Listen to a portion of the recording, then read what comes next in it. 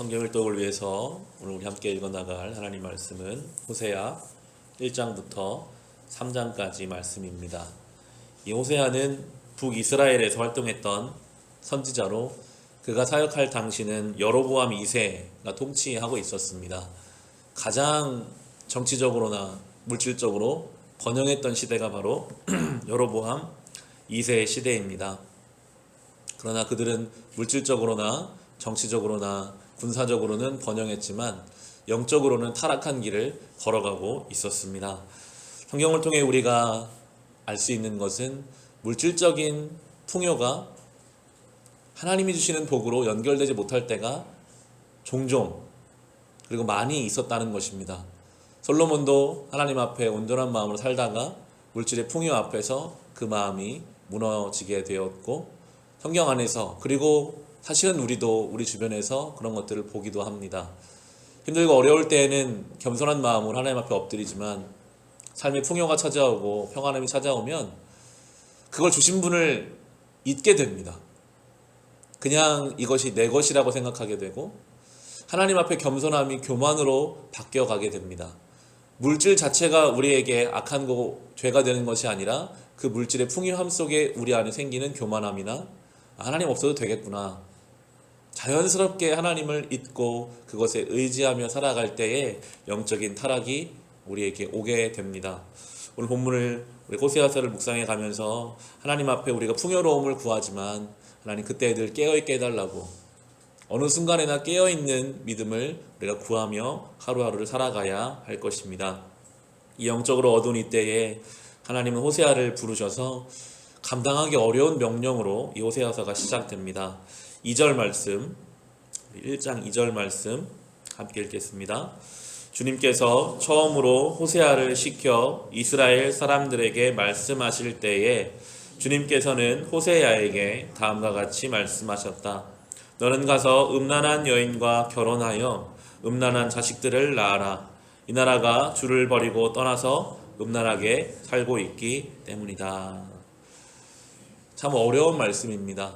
선지자로 구별되어 좋은 마음으로 하나님의 순종하기 원하는데 하시는 말씀이 음란한 여인과 고멜이라는 여인과 결혼해서 자식을 낳고 살아라 라고 말씀하십니다. 그것을 통해 그 땅에 그 시대에 하나님 메시지를 전달하기 원하시는데요. 성경을 보면 하나님 말씀이 참 어렵고 무거운 경우들이 많이 나옵니다. 아브라함에게는 그 사랑하는 아들 이삭을 바치라고 말씀하시고, 요셉은 그 형들의 미움을 받아서 이집트의 종으로 팔려가기도 합니다. 모세가 나이 80이 됐을 때 하나님이 이집트의 바로왕 앞으로 가라고 말씀하시는데 우리는 결과를 알지만 사실 그것은 자살하러 가는 거나 마찬가지였거든요. 그렇게 가라고 하시는 하나님의 말씀이 있습니다. 다니엘이 사자굴에 들어간 것도 마찬가지고, 예수 그리스도의 십자가의 죽으심도 우리가 어떻게 하나님의 말씀을 이해할 수 있을까? 왜 하나님은 살아계시고 나를 사랑하시는데 우리를 이렇게 가게 하실까? 호세아도 아마 그런 마음이 들었을 것입니다. 그러나 호세아는 그 말씀을 받고 그대로 순종하게 되는데요. 말씀을 듣고 그 말씀을 살아낸다는 것은 때로는 이해나 어떤 나의 수긍이 아니라 믿음의 영역에 있다는 것을 우리는 알 수 있습니다. 나는 알 수 없지만, 심지어 이해도 되지 않지만, 너무나 어렵지만 그것이 하나님의 뜻이라면 나를 사랑하는 하나님이 이걸 통해 이루어가는 바가 있으시겠지라고 믿고 나아갈 때 하나님께서는 그것을 기쁘게 받아주십니다. 특별히 이 호세아서를 통해 하나님과 이스라엘의 관계를 부부관계로 연결시켜서 우리에게 설명하십니다. 결혼한 부부가 서로에 대한 책임을 지는 것은 정절을 지키고 서로를 배려하고 책임감을 가지고 살아가는 것인데, 그것이 지켜지지 않았을 때는 너무나 당혹스럽고 분노가 생기고 어려운 마음이 들죠. 그게 하나님 마음이다라고 말씀해 가시는데요. 우리 3장 1절을 보면 이렇게 말씀하시거든요. 같이 읽겠습니다. 주님께서 나에게 또 말씀하셨다. 너는 다시 가서 다른 남자의 사랑을 받고 음녀가 된 그 여인을 사랑하여라.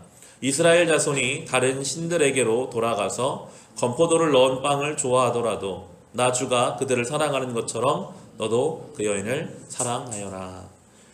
하나님 마음이 어떤지를 지금 이렇게 보여주고 계십니다. 다른 남자에게 가버린 자기 아내를 가서 사랑해라. 그게 지금 하나님이 이스라엘을 향한 마음이다라고 말씀하고 계십니다.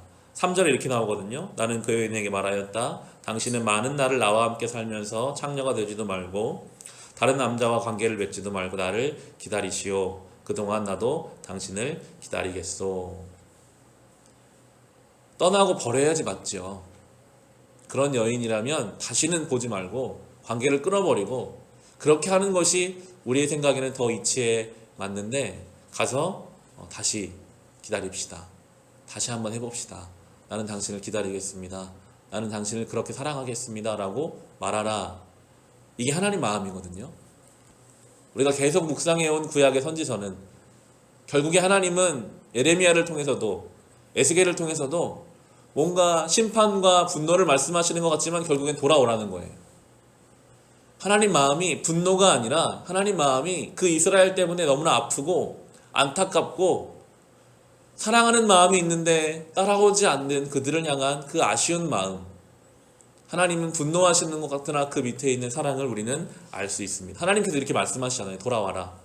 하나님 뭐가 아쉬워서 잘라버리고 끊어버리지 않으시고 돌아오라 기다린다라고 말씀하시는 거기 밑에는 사랑이 그렇게 깔려 있는 것입니다. 우리가 하나님 뜻대로 살지 못하고 세상 것을 바라보고 하나님을 믿는 믿음이 아니라 두려움과 염려에 쌓여서 흔들릴 그때에 하나님은 분노하시는 게 아니라 안타까워하시는 것입니다. 얼마나 내가 너희를 사랑하는데 내가 너를 기다리겠다. 다시 돌아와라 라고 말씀하시는 그 하나님의 마음을 우리가 호세아를 통해서 읽어낼 수 있습니다. 하나님은 결국 하시고자 하는 바를 이미 2장 23절에서 이렇게 말씀하셨거든요. 그때 내가 이스라엘 땅에 심어서 나의 백성으로 키우고 루하마를 사랑하여 루하마가 되게 할 것이다. 암미에게 이제 너는 압니다 하고 내가 말하면 그가 나에게 주님은 나의 하나님이십니다 하고 대답할 것이다.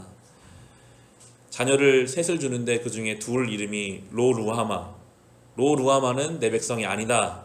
로라는 것이 부정을 뜻하는데요. 로를 빼면 루하마, 내 백성이다가 되는 것이고요. 암미는 불쌍함을 받지 못한다라는 것인데 로를 빼면 암미, 불쌍하게 내가 보겠다라는 뜻입니다. 하나님께서는 그렇게 이미 계획을 가지고 계십니다. 이렇게 호세아를 통해 사는 것, 예수 그리스도를 통해서 그들을 내 백성 삼으시고 여전히 불쌍히 여기시겠다는 이 계획을 이루시기 위하여 하나님의 일을 이루어 가고 계십니다. 이 호세아를 우리가 묵상하면서 우리를 향한 이 하나님의 애절하고도 뜨거운 그 사랑의 마음을 알 수 있기를 간절히 소망합니다. 성령께서 우리 가운데 그 마음을 주셔야 하는 것 같아요. 하나님 나를 얼마나 사랑하시는가, 내가 이렇게 했을 때 하나님이 얼마나 아파하셨는가 하는 것들을 말씀 가운데 묵상하는 가운데 일상 속에서 느끼고 경험할 수 있으시기를 주님의 이름으로 축원합니다.